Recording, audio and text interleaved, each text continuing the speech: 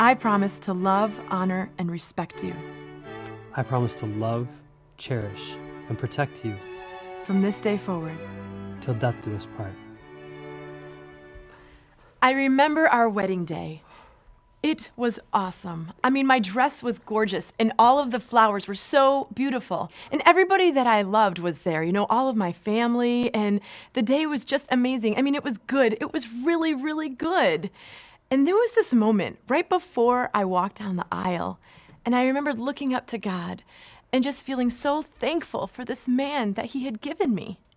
I was scared to death. And I kept thinking, don't pee yourself and don't lock your knees and keep breathing. And then all of a sudden I looked up and there she was. She took my breath away. And I never wanted it back. Our honeymoon was amazing. I mean, we went to a tropical island and it was just a whole week of relaxing, and we got to walk on the beach a lot and just spend time together. We were just so in love. And then we went home. Once we got home, it was like something strange started to happen. I mean, it was like aliens came into our bedroom, scooped out his brain, and filled it with gummy bears. I wonder some days what I ever saw in him. Did you know in the mornings when she wakes up, her breath will melt your face off? He farts and then holds my head under the covers. That's not okay. Honestly, I'm a little scared because I think I might have married my mother. Well, I wouldn't have to act like his mother if he didn't act like a child. I mean, close the refrigerator door, pick up your shoes, take out the garbage. Seriously, how hard is it to obey? She can't cook. I think she's slowly trying to poison me with her food. Okay, 2 words. Road rage. 2 words, shopaholic. Thought we were supposed to be on the same team. I'm still on the same team. Apparently you defected, started playing for some other team that you made up in your mind. That doesn't even make any sense. Well, you don't make any sense. Well, your gummy bears don't make any sense. Oh, you're stupid. Well, you're stupid. Well, you made me this way. Ah!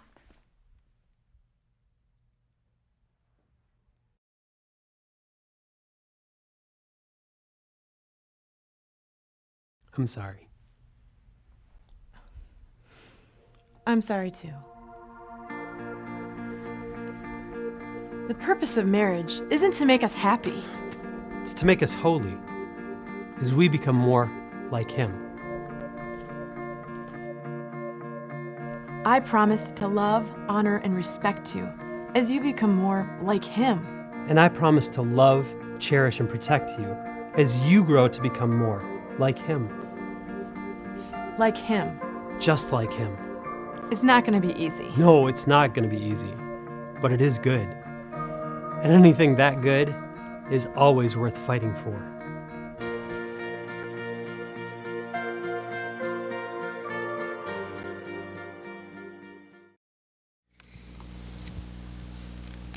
There we go. She thinks this is poison.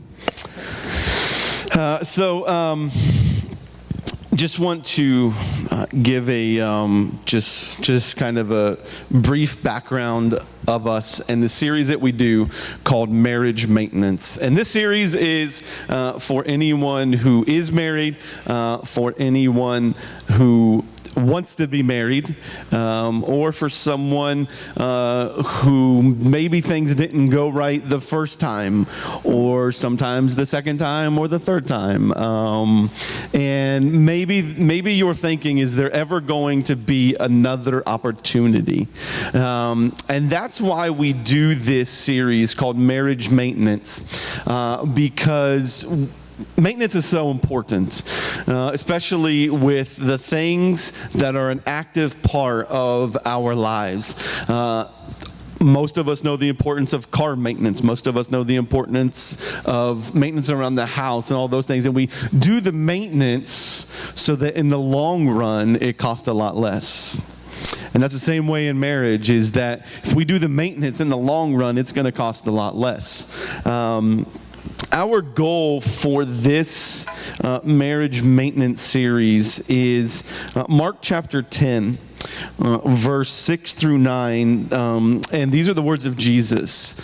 And he says this: "But at the beginning of creation, God made them male and female. For this reason, a man shall leave his father and mother and be united to his wife, and the two will become one flesh, so they are no longer two but one flesh.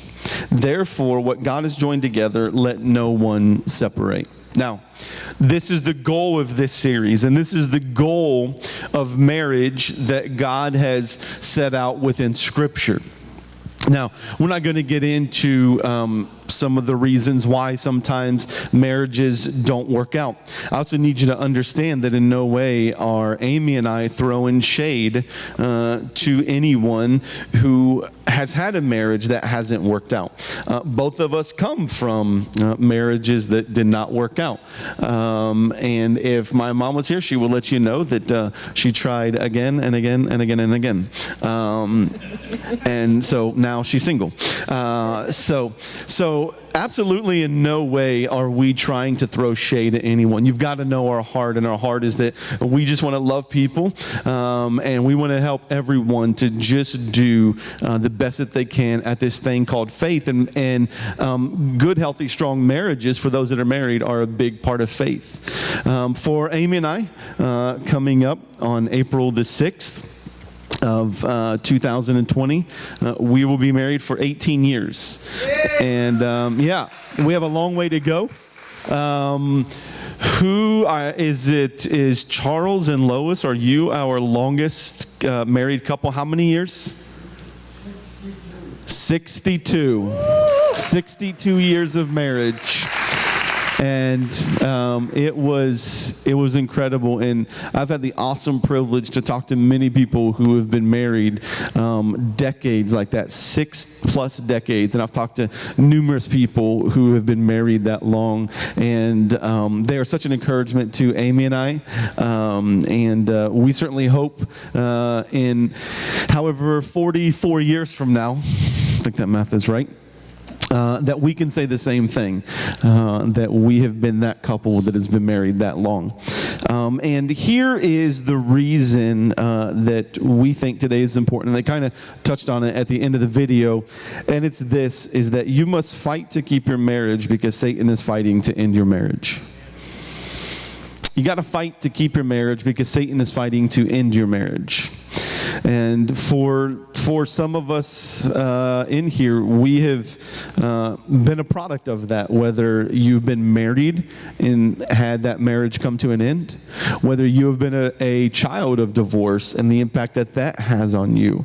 And one thing that Amy and I did was we talked about the effects of divorce before we ever got married. What would we do if it got to that point of us feeling like this just isn't working anymore? And the one thing that we agreed on was that we would always seek out counseling whenever we would feel that point was there. And so thankfully, because she listens well and does everything that I say, we haven't been to that point yet. You know better.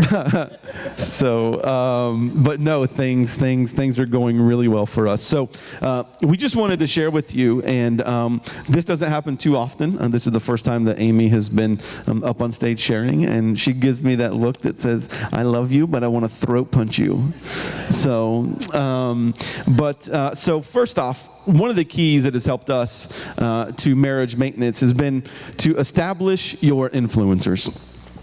Who is an influencer in your marriage? Who has an influence in your relationship? Now listen, maybe you're like, listen, Pastor, I ain't never getting married again. And if that's your decision, that is your decision. But you've probably got some people around you, maybe some children, maybe some nieces or nephews, maybe some grandchildren who will get married someday. And this may be something that you need to pass on to them. So maybe you're sitting there thinking, this isn't for me, but it's going to be for someone close to you. And so just maybe pass this on. For Amy and I, we grew up very differently. She was an only child, and I was the middle of three. Who in here knows that the middle child is the best? Does anybody know that? So yes, all the middle children raise their hand. Absolutely. We had that different dynamics of family, which has helped us, or I guess maybe given us a different view when it comes to parenting, because there are some things that, I'm like, listen, as a child of 3, no, that kid does not have to do that. And she's like, yes, they do. It's nice to do. I'm like, wake up, Alice. Next stop's Wonderland. But we have had those situations where parenting, I'm looking at things from a child of 3, and Amy's looking at it from just the only child. And also, for those of you who in here married an only child, anyone in here marry an only child? How many of you know that there's this thing called only child syndrome? You feel me. I don't need to say anything else. So Amy said, what's that? I'll tell you later. So Amy came from probably a more wealthier family than what I did. So there's that dynamics of the way that we grew up and the things that we had. One thing that Amy had going for her was she went on vacation all the time as a kid with her grandparents and traveled the country and stuff. For me, my first legitimate vacation came at like 28 years old. So things were different for us that way. And the reason why I share that is because we knew early on that some of our influencers was not going to be our parents. Okay? Because we're saying to ourselves, what do you know? But for us, our church family became a major influence in our marriage to help us. For some people who were in the church, they were married for a long time, had a great relationship that we looked up to, and so they became some early influencers of ours. And Randy asked me, hey, who's going to talk more, you or Amy? And I said, Amy. No. So I think there's something you want to share on this matter. Well, not just our church family was our influencers. Also, we did have a good role model in my grandparents as well. But again, they grew up in church and they were always together, and their focus was on the Lord first through their marriage. And I always remember one of the things that Grandma always told me was when she'd see us bicker with one another, we'd kind of joke about, oh, that's going to drive us to divorce or something, and she's put the foot down right at the very beginning, and she was like, don't you ever even joke about that. That's just not funny. Yeah. Sorry, I got off track. And this is why I don't do this. You wanted the notes for a reason. They call this paper, I guess. I was going to use an iPad. She's like, no, you have to use paper because I'm using paper. But see, I can't. You're going to make me look old. Well, I'm going to make myself look even older because I can't see the paper without my glasses on, and I have to keep putting them on and taking them off. For those of you who aren't aware, Amy is 8 years older than me. So. But you look younger. Thank you. Thanks, Gary, for sharing it. That right there. Yes, I see it now. I got my glasses on. But just understand that even though you chose to live your lives together, that you're still individuals. I know for us, me growing up as an only child, I was used to being alone all the time. So when I had someone in my life, I wanted to be with him all the time. And he was one of 3, so he was kind of like, can I have some time to go golfing or do something without you? And that was kind of a struggle early on, because then I felt like, well, why doesn't he want to be with me? I thought he loved me. And it took a little while to understand that that's not the case. We also need to be individuals. We need to have our own hobbies. We need to have our own likes. And even though we are living our lives together, we are still 2 different people living our lives together. Yeah, and then over time, what that has done is Amy has begun over time to find more and more relationships to build with some people. who weren't part of her life growing up. And so she has gotten really, really good, mostly through some of our kids' parents, of building relationships with them and doing some things with them. And so it's been relieving for me over the years as she has learned that fact. So one other thing that you're going to need to know as a key to marriage maintenance is to figure out finances. You got to figure out finances early. You need to figure that out early. You've got to find a system that works. And there are so many systems out there, but you've just got to find one that works. And most people's finances are equivalent to insanity. Of course, the definition of insanity is doing the same thing over and over and expecting a different result. You're like, we've been trying this thing for 5 years, and well, do something different. Find something else that works. Thankfully for us, there's an app for that. We use a checkbook app that is shared amongst the two of us. There's something called Checkbook Register. I don't know, but there's an app that we use that every time that we go and we swipe the debit card, we can put it in the app, and it goes to both of our phones at the same time, and we see it there, and we're always there, being able for that. And I will tell you this, it doesn't matter who's better with money. What matters is who has less stress about money. Now it's kind of funny because Amy works at a bank, and I take care of all of our personal finances at home. And now, in the beginning, we thought Amy would go ahead and take care of that. And Amy stressed a whole lot more about it than I did. And so we made that switch a few years in. And basically, I'm a genius, is what I'm getting at. Not always. And the ultimate test, especially those of you with kids, is going to be Christmas. Find a budget and stick to it. We can remember early on, whenever we, especially whenever one kid turned into 2, turned into 3, literally we're going and doing Christmas shopping at Walmart, and we're like, okay, we've got $35 a kid. And that was my son, 16, just turned 16 Wednesday. He's like, whoa.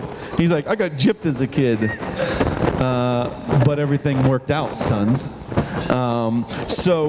But we knew that we had to stick to that budget for whatever that was, that we couldn't go all elaborate, crazy and hit up the, Black Friday sales, because what happens is a lot of people go and they hit up those Black Friday sales, and then they have another Black Friday in January when they don't pay their electric bill. We were not going to do that, so that kind of became a ultimate test for us. And a better paying job is not the answer to finances. A budget is. It's not about trying to make more, have more, get more. It's about whatever you have, make a budget with that. So you got to figure out the finances. And learn how to discuss your major purchases. For some families, you may have a larger budget. You may have to ask or consult one another. I shouldn't say ask. Consult one another, when your purchase is $100. For other families, it may be $20. Discuss what that budget is and where you need to talk about things. Everybody kind of has that magic number. And I know that's one of the things that kind of helped us, because when he's taking care of the finances, I didn't always see them. So it was kind of like, I wonder if I can put gas in my car. Hey, babe, gas is $3 a gallon right now, and it's going to cost me $100 to fill up my van, So we need to discuss this before I actually fill it up. Mm-hmm. And learn how to compromise. We, especially spoiled only children,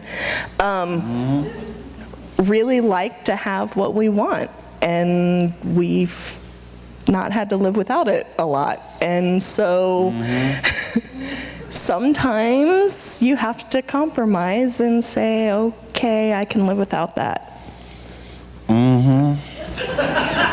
And he wishes I would do it a little more often, but hey, he does like to spoil me too.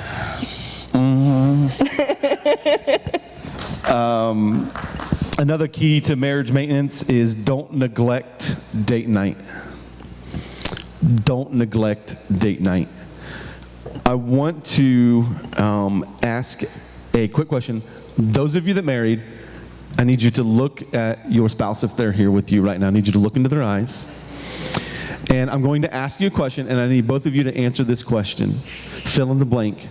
Our last date was too late. That's about how much time you should have to figure out when your last date night was. If you can't come up with it within a matter of a few seconds, it's been too long. I heard someone say a few months ago, too long. If it takes you that much time to figure out what you did or where you went or when it was, and I know a lot of you are like, but I'm telling you, with the couples that I've met in ministry over the years who are ready to call it splits, I get down to the nitty-gritty of things and they're not spending time together. They're trying to throw it in with something else. They think that if they catch a movie while they're, grocery shopping, or they grab lunch while they're grocery shopping, that was a date. No, make it special. Make it something that you look forward to. You have to make sure that you do not neglect date night. And sometimes you have to schedule that. There are times that Amy and I have to schedule that date time for us because life is crazy, but we schedule it and it's important to us, and so we do that. So those that are married or those that will soon be married, don't neglect date night. For some reason, people think that when they say I do, that means the dating stops. I'm not sure where that lie comes from, but it's not true at all. So you have to do that, and you're going to continually hear me talk about this matter because it's so important. Anything else on date night? So basically what you're saying is that a hot dog in the press box on the football field doesn't count? That's quality time, babe. Every Friday night, I buy you nachos or a hot dog every Friday night. So, yeah, well, Yep. No, in all honesty, we during football season, it is hard for us to get out on date nights, but sometimes we have to use our schedules and do breakfast instead. Mm-hmm. Yeah, of just trying to schedule time outside of norm to do something together. And listen to me, that should be a priority. If you schedule it, do it. If you're talking about it, do it. Don't back out of it because something else came up. Because I'm telling you that there's probably nothing more important than your marriage in that situation. So stick to the date night. Fourth is going to be to pick your battles. You got to pick your battles because marriage is war. There's going to be things that you're not going to agree on. You've got to pick your battles. And, to make sure that little battle, that little bicker, that little whatever doesn't turn into something grand and doesn't turn into something major, because whenever you can really pick your battles and focus in, then what happens is that the little things don't turn into big things.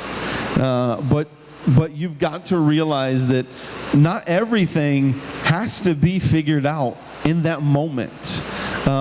You don't always have to feel like you have to be right in that moment. There have been a few times, 6 or 7 maybe, that I've not been correct. So we have picked those battles. This is one of those times. Okay. Make it 8. No, seriously, when you're fighting, learn how to fight fair. Because fights are going to come up, We don't always get along. Lord knows that. Mm-hmm. But you do have to learn how to fight fair, and decide what things really matter. You know, again, learn how to compromise, because especially when you're raising kids, you're not always going to agree on what you need to do or how you need to discipline, or, you know, a lot of those things. And sometimes my way is going to work and sometimes it's not. Most of the time when discipline with our kids, it's Dad's way that works. Could you repeat that? Hallelujah. But at the same time, those kids also need that softer side of things that the moms have to offer. Okay. I had to go there. And also, one thing that I would like to say about fighting fair, that also means no name calling. You know, there are so many times. That's the next one. So sorry. I'm there already. All right, go there, girl. Do it. But when you name call, you degrade. And that's what we're not supposed to be doing with our spouse. You know, words mean a lot. And when you cut somebody down like that, it's really, really hard to build them back up. Yeah. Are you going to do that next part, or do you want me to? Go for it. You don't have your glasses on, That's so all you you. need to. what it is. You know, one thing that we will do is know when to talk about the situation and know when to walk away from the situation. Now, that walk away from the situation is temporary, because if it was one of those things that was big enough to brought you to an argument or to a fight, you need to deal with it. But you may have to separate yourself and have some time away for whatever that time is going to be, but you need to talk about that as well. I may or may not have had to go on a walk this week. But that's the way that it goes sometimes, and sometimes we have to do those things. But always do them with the understanding that you're coming back to pick that battle, that you're coming back because, hey, this brought us here. So it is just fine to take your time on those things, but to always do them. And so the last key that we have for you is conquer communication. To conquer communication. Again, growing up, our families communicated differently. I come from a family that whatever was on your mind, you said it and you left it out there, and that was that, and they could figure those things out. Amy came from a family that they didn't do that thing, and they didn't talk a lot about those things, and they didn't share a lot about their emotions and other things. And some of those things that don't work when you're communicating is what we already touched on, the intent to harm, calling people names, degrading them, talking about the past. You know, once it's there, leave it there. There's no reason to dig that back out. There are very, very few times when the past is relevant in a current situation. So just leave it where it is. And one of my worst habits is probably the silent treatment. You do have to talk. Anyone in here guilty of the silent treatment? Okay. I mean, it's hard, and sometimes we need to learn how and learn when to just shut up. But that doesn't mean that we have the right to keep that to ourselves and not deal with the issue at hand. We can't leave it there for a long period of time. We have to come back to it, revisit it, actually talk about it, and get through it. But there are some times when, even though we may be giving the silent treatment, we need to take that time, not just to be silent to make our partner upset, but we need to be silent because this is where we need to learn to let the Lord talk. Let Him do the talking for us. We need to get down and dirty in prayer and talk about those issues and let the Lord deal with each of us, because when we get to that point where the silent treatment is necessary, it means there's a bigger issue there that maybe we just aren't ready to deal with. And again, with with that silent treatment, Amy has learned that what helps me to better understand her is she will say something like, I just need an hour. I just need 30 minutes. I need to go to the store and come back and we'll talk about it. She always puts a time frame on how long is that time away from this situation necessary. Because if you're just like, I don't want to talk about this right now and leave, especially the guys, we're like, well, what's happening? What is going on? Everything is running through our heads and we're like, everything is crazy. So tell us, because we need to know how much time are we talking about here. And that is one thing that has really helped us. Now, here's the other thing. Whenever Amy says, I just need 45 minutes for you to leave me alone, I've got to leave her alone in 45 minutes. Because here's what men want to do. Oh, baby, I'm so sorry. Oh, baby, I hope. Oh, baby, let's talk about this. Oh, baby, let's figure this thing out. Listen, if she stabs you because of that, I don't want to hear it. Okay? She said, I need 45 minutes away from you. So get away, leave it be, and you be praying about that situation too. You be praying about that matter as well. I cannot stress enough to couples who are married, will someday be married, do not say something to your spouse with the intent of causing harm. You know what those buttons are. You know what those phrases are. You know what those situations. If you say something with the intent of causing harm, in that moment, you are operating for Satan himself. Because the Word talks about building people up. The Word talks about words that bring life, not death.